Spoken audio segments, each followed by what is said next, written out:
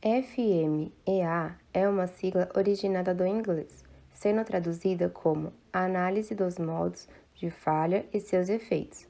É um método qualitativo e sistemático de identificação e prevenção de problemas em projetos e processos antes que os mesmos ocorram.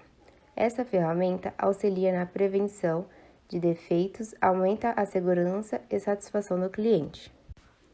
A utilização deste método é um elemento essencial para o planejamento de qualidade nos processos das empresas, pois permite detectar de modo preciso as falhas potenciais do processo, suas respectivas ocorrências e taxas de detecção e, através destes resultados, alterar o processo produtivo, se necessário. Portanto, o FMA consiste em identificar as falhas prováveis em projetos ou processos, estabelecer as prioridades para o tratamento das falhas e implementar as ações recomendadas. Posteriormente, deve-se analisar se as ações recomendadas diminuíram a probabilidade de ocorrência de falha. Desta forma, a constante aplicação dessa ferramenta resultará na melhoria contínua da organização. A FMEA pode ser aplicada tanto em sistemas como projeto, processos e também em serviços. Quando aplicada em sistema, vai analisar as fases iniciais da produção, com enfoque principalmente nas potenciais falhas do sistema. No projeto, ela é utilizada para examinar o produto antes que ele seja liberado para a produção. Quando aplicada ao processo, vai observar os processos de produção e montagem. No setor de serviço, vai analisar os serviços antes que ele alcance o cliente. Para sua implementação, é necessário identificar a ocorrência, que é a frequência em que ocorre a falha, a severidade e a detecção do que pode falhar. É comum também incluir alguns dados básicos, como a função, que é o objetivo, a falha funcional e o efeito da falha, que é o impacto resultante na função principal.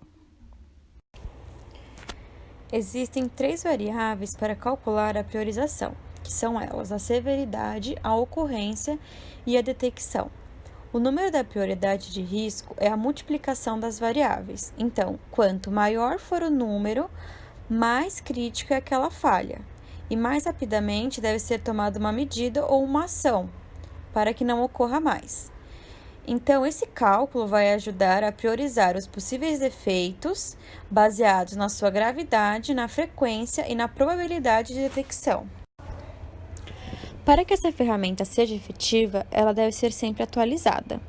Para a realização de uma FMEA, deve ter informações que permitam entender o funcionamento do sistema, a função que cada item desempenha e dados específicos de cada um dos itens, para que permitam a verificação de todos os mecanismos pelos quais o item possa falhar, como, por exemplo, fluxograma de engenharia do sistema, lista de equipamentos do sistema, folhas de dados de todos os equipamentos da instalação, relatórios de manutenção de equipamentos similares aos analisados. Para termos um exemplo de aplicabilidade, temos que ter em conta o que é a severidade, que é um índice que indica o quão sério é o efeito do modo de falha potencial, por exemplo, a gravidade. A ocorrência é um índice que corresponde a um número estimado das falhas que podem ocorrer, por exemplo, a frequência com que elas ocorrem. A detecção é a probabilidade que os sistemas de controle detectem a falha, causa ou modo de falha, antes que essa atinja os pacientes. Para darmos um exemplo de aplicabilidade, deveremos analisar primeiro em que etapa ocorreu o erro. Nesse caso, a etapa foi erro na entrega da medicação. O modo de falha é erro na entrega ou a entrega do medicamento na unidade trocada. O efeito disso é ter o atraso na assistência ao paciente ou o paciente receber o medicamento trocado. A causa potencial disso é a falta de conferência do profissional na hora do recebimento.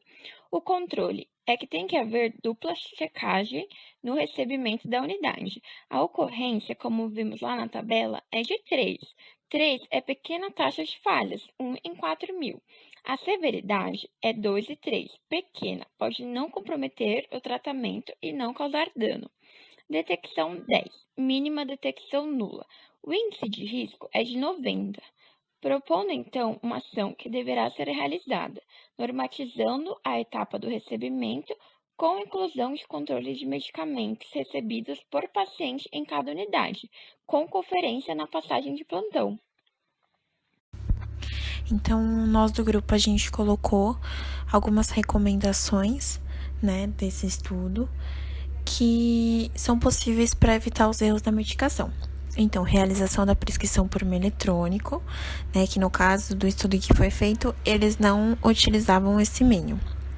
Utilização de código de barras para checagem de medicamentos, identificação do paciente, dispensação de dose unitária, identificação correta do paciente com pelo menos 2 indicadores, né, que a gente usa a data de nascimento e o nome completo, implementação de dupla checagem do cálculo e prescrição da medicação pela equipe multidisciplinar e notificação dos eventos adversos. Aí aqui tem um quadro, né, do estudo que foi feito, mostrando quais, na verdade, teve todo um processo, né, eles fizeram, como eu posso falar, analisaram os erros que acontecem lá e perceberam que o maior erro que tinha era que ainda se era feita a prescrição manual. E os resultados, né, desse estudo foi que ainda há necessidade de ter a padronização no processo da prescrição e eliminar as que são feitas manualmente. E aí, eu vou falar mais um pouquinho para frente, as ações que devem ser realizadas para tentar diminuir esses erros, né, e as quase falhas das prescrições. Então, a etapa que eu escolhi foi a prescrição de enfermagem. O modo de falha foi erro de prescrição, né, de enfermagem no caso, os efeitos que elas causam pro paciente, atraso no aprazamento feito pelos enfermeiros e dificuldade na leitura e entendimento por letra ilegível. Como que é feito esse controle? Na verdade, eles registram o medicamento administrado na própria folha impressa da prescrição. Então, eles têm uma folha impressa, mas eles registram manualmente, ao invés de ser por sistema. E algumas ações que deveriam, né, ser implementadas são revisão das prescrições para evitar repetição. 2. Preenchimento de receituários no sistema. Maior atenção do enfermeiro ao prescrever. Maior número de computadores, impressoras e manutenção desses equipamentos. Requisição informatizada de quimioterápicos e psicotrópicos sem permitir a inclusão manual na prescrição eletrônica.